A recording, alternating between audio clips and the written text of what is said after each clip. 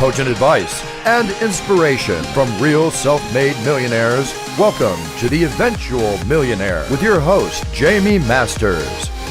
Welcome to Eventual Millionaire. I'm Jaime Masters, and today on the show, I am really excited to have Steve Young. Now, he runs appmasters.co, and he also has a podcast called App Masters. What a surprise, and I'm so excited to have you on the show. Thanks so much for coming on. Jaime, like I told you before I hit record, I feel like I finally made it. I'm on here. So what's so funny is I feel like we've been friends, especially on Facebook anyway. I know your profile picture really, really well forever, but I didn't even know you were even close to this. You were in John Lee Dumas's way back when, Fire Nation. So give us sort of a little bit of a trajectory, because when did you start at Masters and how did that trajectory of growth look? Yeah, it started in 2013. Just something that I've been wanting to do a podcast for the longest time, because I listened to yours, listened to John's, and I was like, I got to do this. And Mixergy, I got to do this. But I didn't want to do a business one because you guys are all doing all business related stuff. And I was like, I don't want to do that. And I had an app business that I started back in 2011. It was doing okay. And I was like, you know what if I just interview people in the app space? Because I really liked it when Mixergy would interview app people. I was like, I should just do that, like Mixergy for apps, for so to say. So that's how I started. And then John opened up his first Fire Nation Elite. I was kind of doing this on the side back in the day, but he opened that up. I immediately joined, and it's been left my corporate job in 2014, and it's been pretty cool ever since. And now you've made it. Dun, dun, dun. Okay, so everybody... now this is the pivotal moment, yes. Everybody loves stories like this, because that's the other thing. Sometimes I have people on the show and they're like, oh, that's great for them, but they started way back when or whatever. And for people that have been listening to the show, 2014, you left your job. That's not very many years later. So how did you even get into the app business? I know it was super sexy back in 2011 when we did it, and it was probably a different sort of timeline. So how did you get into it and how did it grow? It was really through interviewing my guests. So I just talked to a bunch of people that I really admired. For that first year, I was just learning. That's all I did. I was just like, here's what I'm struggling with. And to this day, running the podcast, things have changed. Back then, it was like launch strategies and how do you really make it? Now it's just like, how do you grow a team? How do you really go to the next level from like 1 million downloads to 10 to 100 and so forth? And so I just talk about what I'm personally struggling with, learn along the way, and the audience gets to come with me. But that was the trajectory, the growth of it all. Yeah. Do you feel like, especially because the app space, I said, was super sexy, just like the podcasting space was super sexy.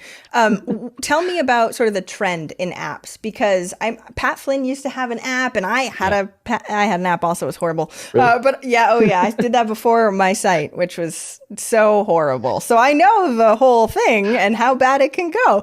But when we look at it now, we're using our phones consistently every single day, working on apps every single day compared to 2011. But I feel like nobody talks about the app business anymore. So where's that trend with the app business specifically? Yeah, let's talk about in the beginning, like Pat days, where you can build. I think he had a flash. What was it? The light. Oh yeah, the stoplight thing. Oh my gosh, yes. So back in the day, it was like that. Like you could do prank apps. People were like, it was a novelty at the time. So people were interested, and then it started shifting towards, I got into the kids app space. I've got a couple of kids, so I started building apps for kids.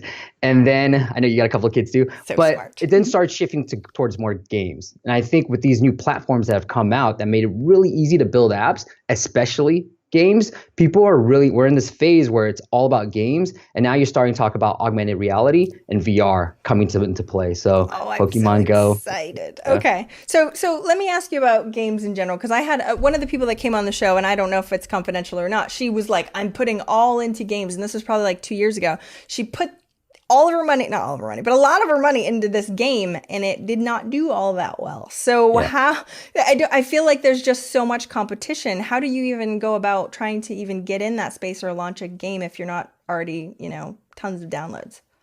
I think what most people see is they see like Crossy Road. So I've interviewed the guy who made Crossy Road, and they see, wow, this is like an indie guy. He's just a one guy, 2-man show out in Australia. That's brilliant. But you don't see like the 7 years or the 8 years that he was like in darkness making games, right? And really loving that passion. So one, you don't see that. And two, he really built up the connections. I think a lot of people, because I work with a lot of app people too, and they say, like, I'm just going to launch it. And they don't invest. So they spend all their money making and spend very little marketing. And that's where it gets flipped. I think you got to spend at least half, if that.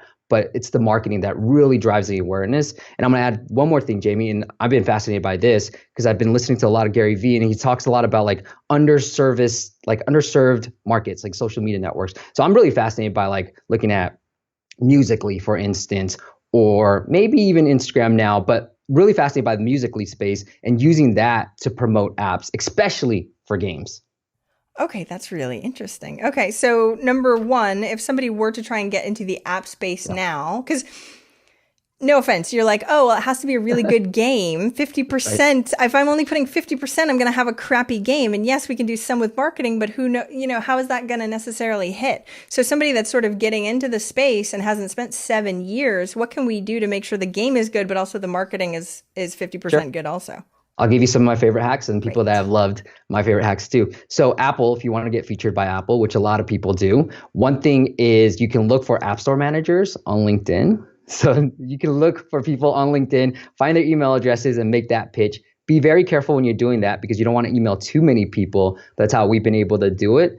Each App Store manager, if you're in the US, generally has a category they're in charge of. So look for the category that you are launching in, if it's games. And the other one, there's a generic email address, just like, big publications have generic email addresses. Apple has one too, and it's called appstorepromotion@apple.com. Now, Jamie, because of the popularity of the show, Apple's going to hate me. But we won't tell them. It's fine. Yeah. appstorepromotion@apple.com, just one word. It does work. We got a client featured by Apple using that email address. Just be careful because you want to tell a good story. I think people hear like, oh, nobody checks that.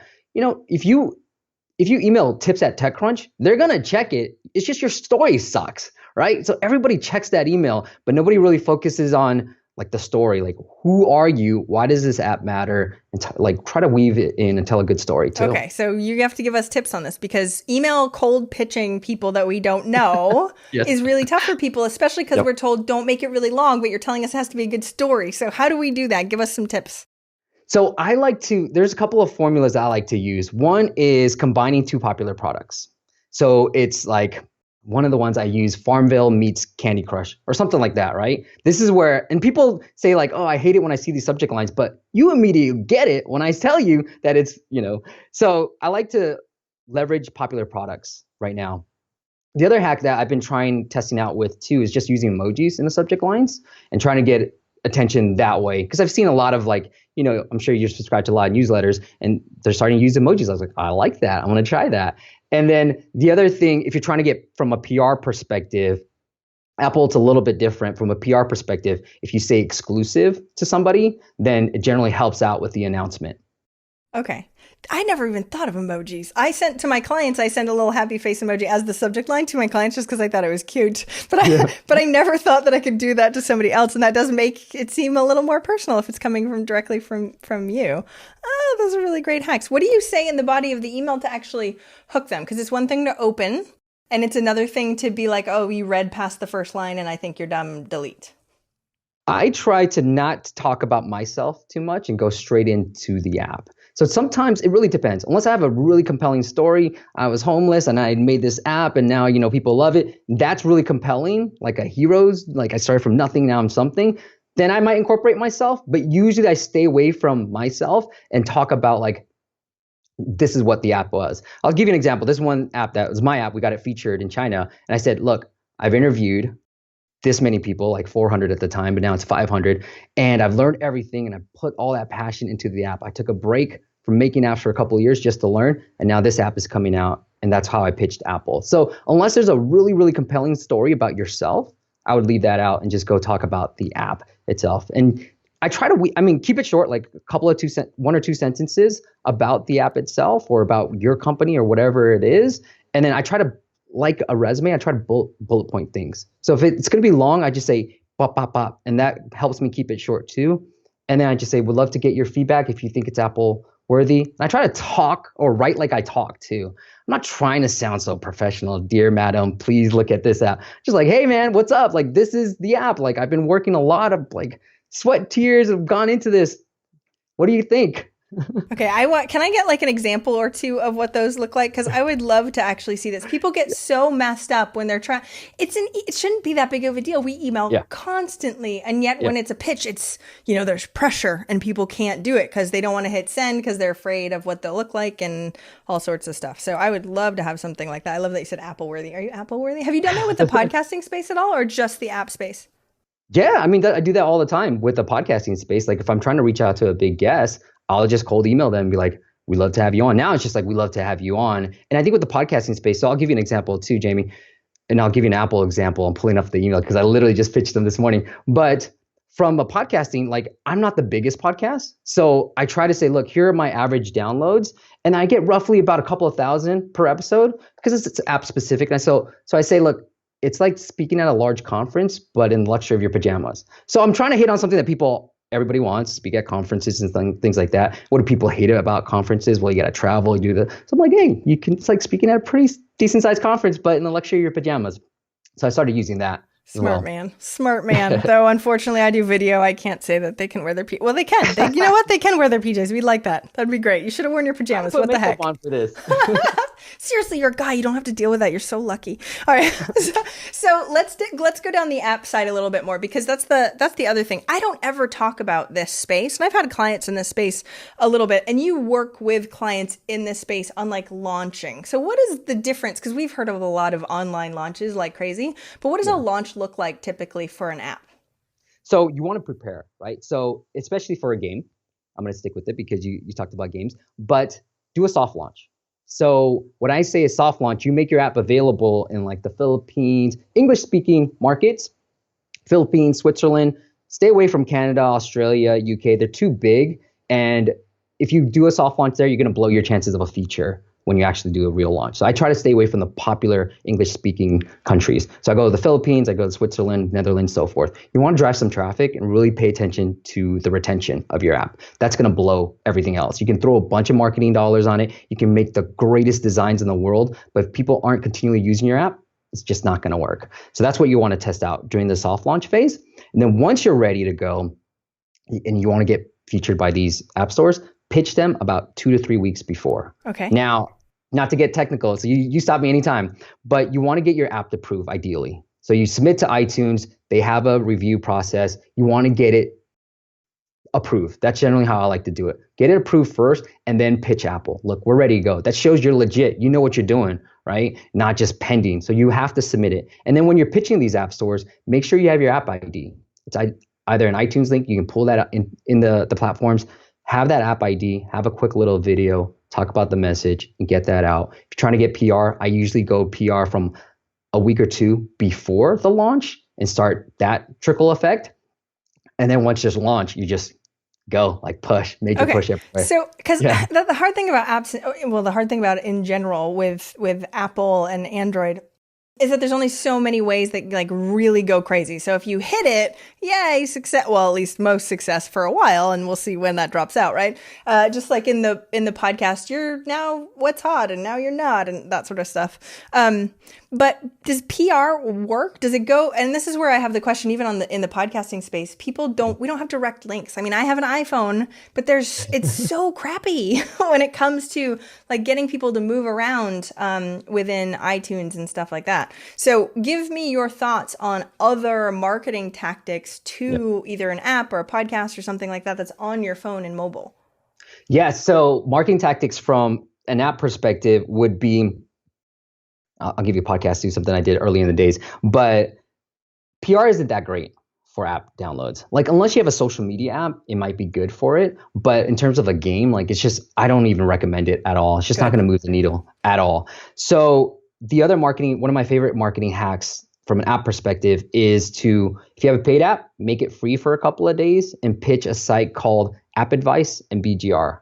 And that will drive tremendous amounts of downloads. If you have a free app, you can make one of your in-app purchases for free. So like a remove ads. Hey, that's free for a couple of days. You don't have to watch our ads. Still get that. You need that press because it's not going to drive the downloads regardless. From a podcast perspective, early on days, I interviewed the co-founder Shazam, and I was really excited, right? That was like a big win for me. And it was still early. And what I did was I scraped Google Play. So I grabbed all the email addresses because Google Play gives you email addresses of all the developers. And I wanted people that just weren't popular. So I just scraped them all. I had about 300 or 400 and I emailed them. I was like, look, I'm not trying to get anything from you. Just listen to this episode, right? And so that I did that. And then anytime I have popular guests on, I go into the Facebook groups. For me, it's all app specific. So if it's a well-known like Rovio, I interview the guys from Rovio, Ketchup, like all these popular ones. I'll just post it in there. Most of the time, people will want to listen to the really popular people. See, what's so genius about the podcast side, now to me, I know podcasting sort of on a trend and people will come to me and be like, I started a podcast, but I'm not making any money. I'm like, well, you don't have a business, so I don't know what to tell you, right? There's no business model. But right. What's amazing, I think, about having a podcast is the connections that it builds. So you have a ridiculous network, I'm sure, of all of these app builders in general. Yeah. How does that work in your business? How do you really get the most ROI from the network that you have? You know what, JB, like it's crazy because if you told me 3 years ago where I would be right now, I'd be like, no, that's probably not going to happen. You're probably going to be doing something else. Because when I left, I thought like, hey, maybe it's going to be courses, maybe it's going to be apps, maybe it's something else. And now we run a really good, well-oiled agency, right? In the app marketing space. But it was those relationships that I developed back in the days that now, like 3-4 years down the road, it's starting to really pay off. And now you get these emails like, Steve, I listened to your podcast early on in the days. So when people say, look, I don't have a business yet, it's not making money. I don't think a podcast is here to make money. It's here to build these relationships and really, I guess, segment what's the right word I'm looking for, but really stick you as like the expert in this particular industry. And that's what it does. And what you can do out of it is anything. I didn't think I'd be running an agency when I left. I was just like, I don't think I'm going to be doing an agency. Agency doesn't scale. I grew up in the Bay Area. You're not supposed to run an agency, right? You're supposed to build a tech company. I know you're very techy too. So like, I'm supposed to build a tech company, right? Like I'm supposed to raise millions, sales for billions. But like the audience told me what I was good at, and I just listened to them, and I said, okay, fine. I will growth hack my way in the app space. Okay, we're going to talk about that more because I agree with you so much that most people are like, but I want the passive thing. I want this. Yes. And I have so many clients that are in the agency space and having a podcast in the agency space, I think is great because literally everyone's like, oh, by the way, I do this. And nobody cares when you're interviewing them. But then as soon as they need somebody that's amazing and awesome and owns an agency, you're the guy they remember. Who knew, right? It's genius for prospecting. But when we're looking at starting an agency versus you're an app company, the software, about beta, about soft launches. Why did you go agency route instead of the more quote unquote passive, just creating a whole bunch of games yourself or whatever apps? Honestly, it was the best way to make money, right? Like I'm not in this to like just like try to just be on my own and not make money. So that was the easiest. People were already coming to me. Like before I left corporate, people were already coming to me because of the podcast. That's number one. Number two, I can transition that anytime. So I started making apps. That's how I first started. And I think it gave me the legitimacy to say, look, I'm doing this podcast, not because I'm doing this podcast to do anything else and build an audience. I'm doing this because I really want to learn. So I came at that angle and the audience told me, but now we're going back into making apps, like using all the knowledge. What I love about agency work is I get to test some of these theories, like these Musical.ly theories on other people's money. If it's right, I then say, look, I know this works. So like Apple features, we tested a bunch of things, finally got a client featured. Oh, this works. Got my own app featured. Hello, like it's a lot easier and you're making money at the same time. Data. See, this is why I'm a business coach. I was like, oh my gosh, I know every business and their numbers and everything behind the scenes. This is so what works right now, right? Because not that, the interviews that I do aren't really valid and we share lots of stuff, but as soon as that gets old, things change, right? So you can know, okay, this worked right now. I'm going to go in my next launch, I'm going to do this and it's going to actually work. So tell us about building the agency. Like how many people do you have on your team and what was that like? Yeah, we've got a really small team. We've got about 4 or 5 people on the agency and it was a slow process. I mean, I'm sure everybody's heard about it, like just doing stuff on your own, charging a little bit when you don't feel as confident and then building up a little bit more confidence and being like, oh, you know what? I need to grow and I can't do all of this myself. And so I think the first thing for those who are just starting out, the podcast, I eliminated a lot of the things I didn't want to do. So I still edit the podcast, but in terms of like putting together the blog posts, like doing research on a guest, I have somebody else do that. And that helped me continue to do the podcast. You still edit your own podcast even? Wow, go you. No, I don't. Maybe you could delegate that. I'm just no. I know a person, Jamie. I'll recommend some people offline. All right, we'll talk. But that's so amazing for people to actually hear. Number one, it makes you really relatable by going, oh, this guy is amazing, and yet he's still doing some of the little stuff, which I think is huge. So what about that confidence piece? Because I feel like this is a big piece for people, especially when you're the expert. Now, thankfully, you interviewed a whole bunch, so that's helpful, right? Especially at the beginning, people were already coming to you as the expert, even if you didn't feel that way. But how do you start selling people on that and building the confidence and building your prices up enough? Because we get this question a lot. Yeah, so I would say count on your wins, right? Once you have that win, then you'd be like, okay, I think I'm ready. And once you have a couple under your belt, you're like, no, I think I'm good. And I still have to remind myself too. I was doing jumping jacks before we got on this interview. I was like, okay, I'm good. All right. But I think confidence, it slowly built up. And even when you get confidence in one area, you're going to still have to build up confidence in another area. So I don't think it's one thing where you're like, hey, just do this and you're going to be confident. It's more like, look, once you start counting your wins, and you're like, hey, I'm actually pretty good. Why don't you try something different? And I love getting on calls. So one day a week, I'll get on calls with everybody. Anybody and everybody who wants to have a call with me, I'll get on for 15 minutes. One day, let's go. And I usually do like 14, 15, 16 calls a day. And I just help them out. But on those calls, I'm able to test different things.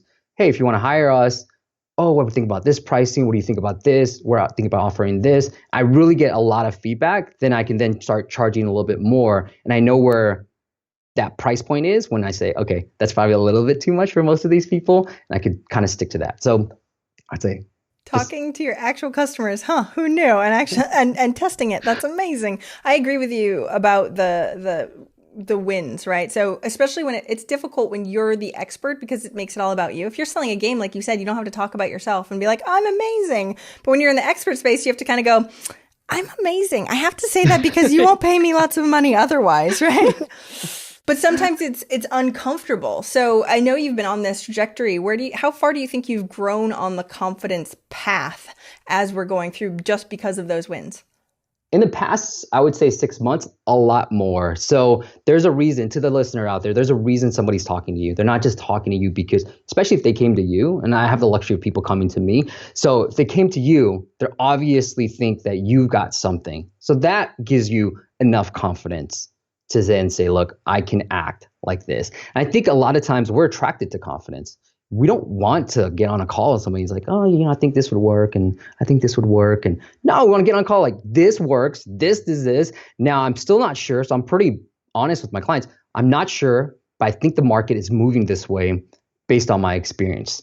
And so if you want to test this out with me, let's do it. But I know these, because they want to feel a little bit of confidence in you too. I know these will work. Let's test out these and let's move forward with that. Thank you for being an honest salesman also, right? Because everybody that's like, oh, it's going to be perfect. Nobody believes that anymore. We are smart human beings. So did you already have a sales background beforehand or did you not? Like when you started actually selling this, was it really difficult? And what did you learn sales tactic wise?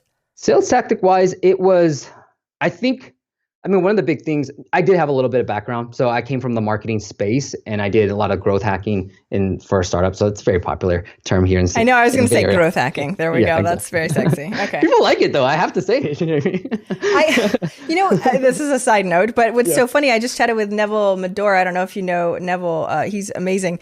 And I'm like, we need a new name for growth hacking. Can you help me? He's a copywriter. Can you help me name growth hacking? And I'm going to coin the term, whatever this next thing is, because that's out. I feel like we need a new term for this. Anyway. I agree. We do need a new term. I definitely Me and you will coin something. Anyway, continue on the sales side. So the biggest sales thing that I think I've learned is just like be honest. So I say I'm not the biggest agency. You can probably find one, but we're going to hustle for you. So what can I provide? Because I'm sure you're like this. I don't want to disappoint people. So I said, look, this is probably not a good fit. So I'm usually generally pretty honest because I've gone through where we've signed clients where we just didn't believe in it, or maybe they were a dick. And we did it, but we didn't like it. And so usually now I'm like, hey, this is probably not a good fit. I can help you, but this is the extent I can do. So really be honest about what you think you're good at and stick to that lane. So I know I'm not the biggest, but I say, look, I have all the growth hacks out there from an app space. I know because the audience, nobody else is sharing this.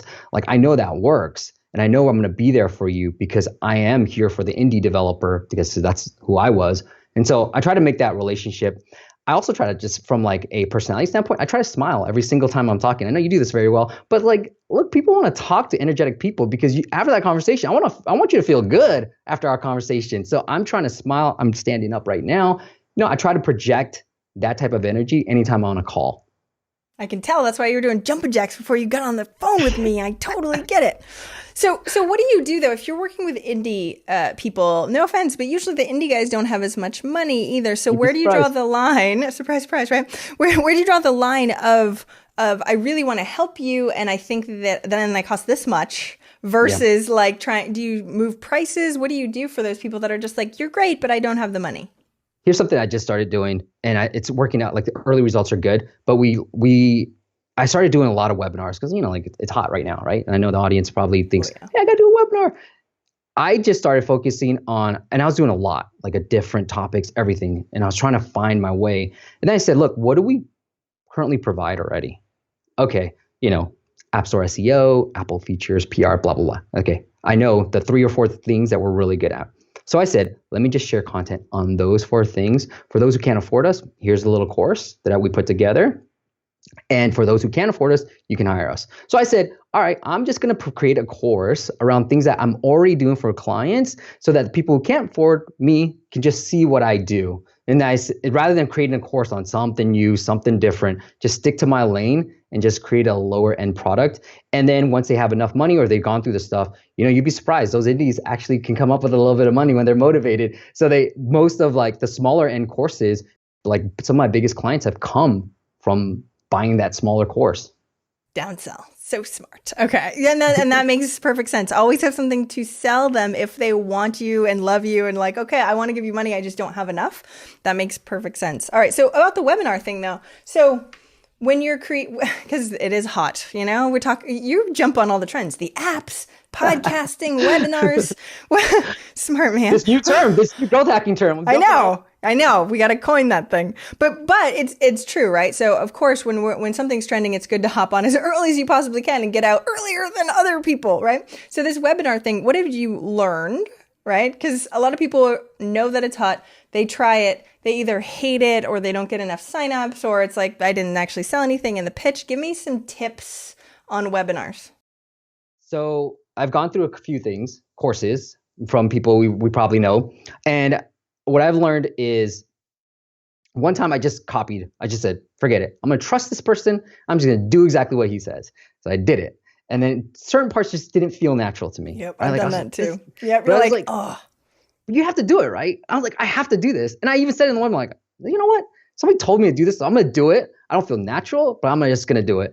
And so I did it. And then I started saying, look, that's not me. I don't like this whole buildup about me and incorporating me in the very beginning. Let's go straight to the content. So I think with webinars, the biggest problem, and I had this problem too, is just keep doing it. I had one webinar launch where I was like, okay, this is going to be a great new program that I'm launching. Like nobody bought. Like, rather than be like, oh, what did I do wrong? I just said, let's just talk about what I know, because this is a brand new thing I was launching. So let's just do something I know, and let's just do another one next week.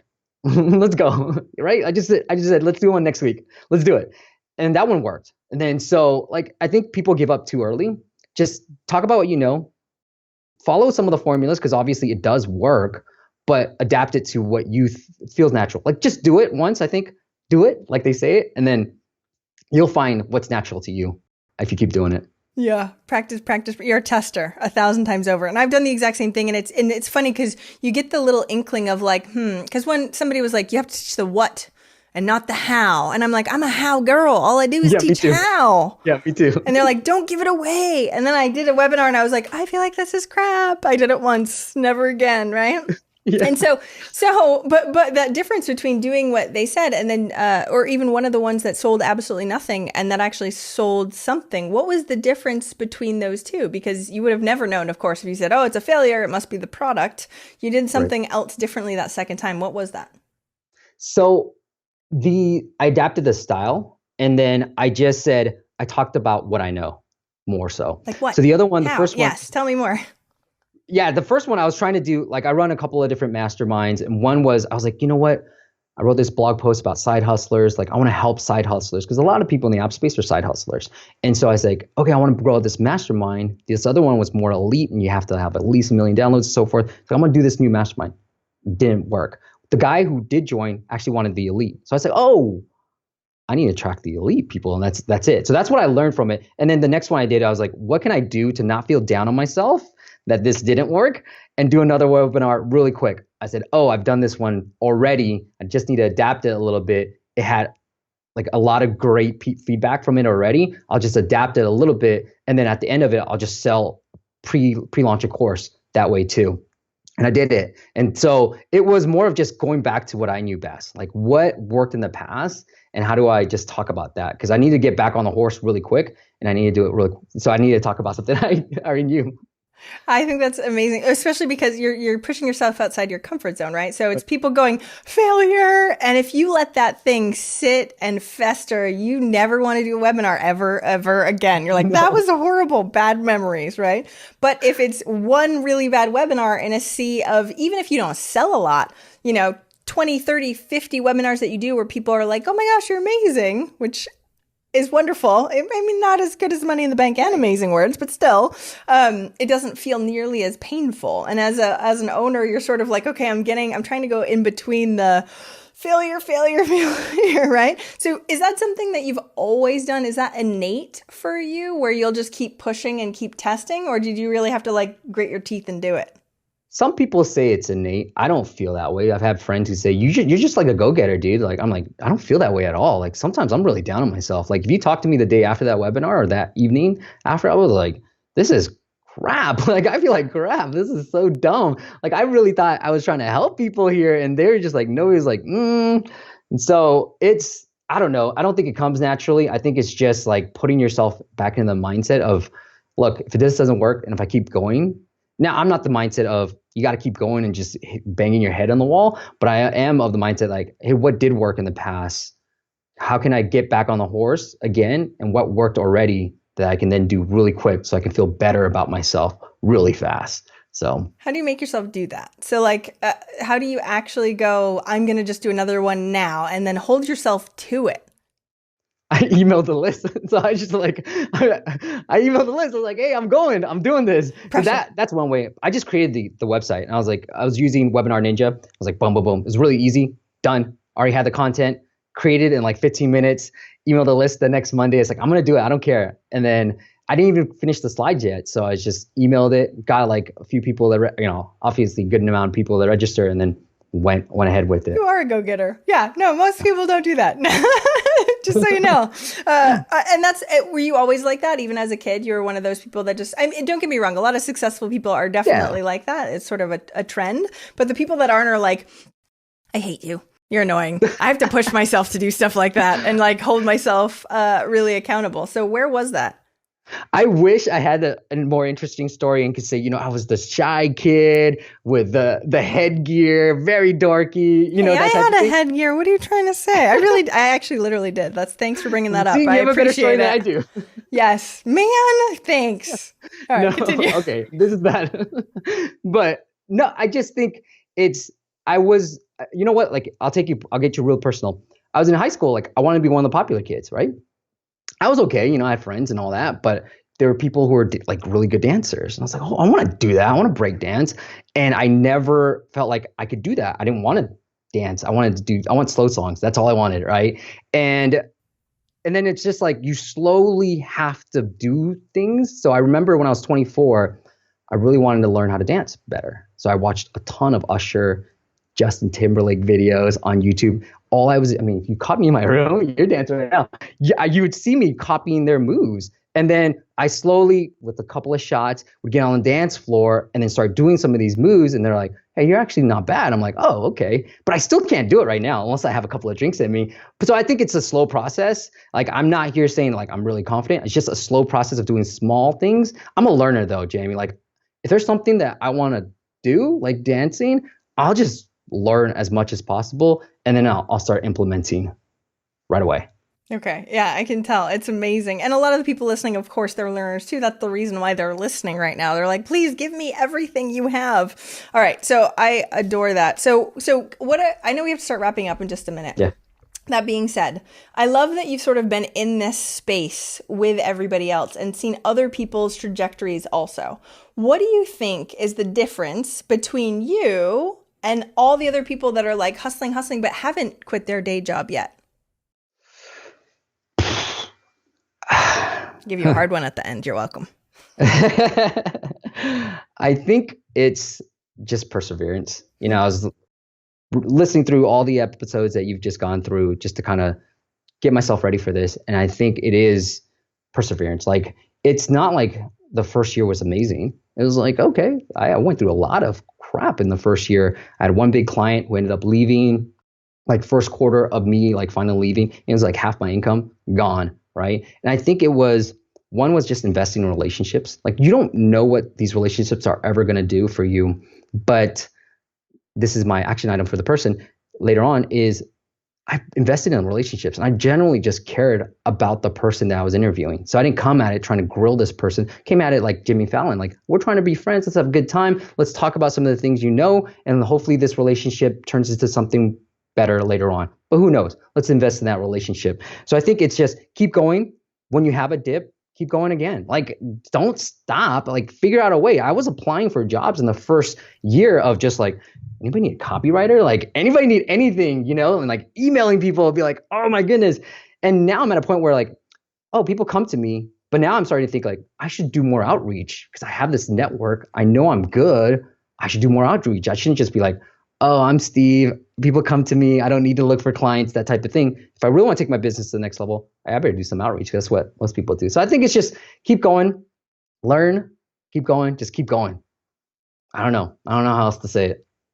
Okay, so what's amazing too is that when we hopped on the call for the first time, you're like, oh, by the way, I did research on your best guests and the ones that have the highest downloads and blah. Nobody's ever done that before, by the way, just so you know. So I really do feel like you try and go above and beyond for like every story that you've said. You're like, oh, and then I just sort of decided to just push myself a little bit, just a little bit more. But I love hearing that in that first year you were hustling, because it's one thing to be like build relationships.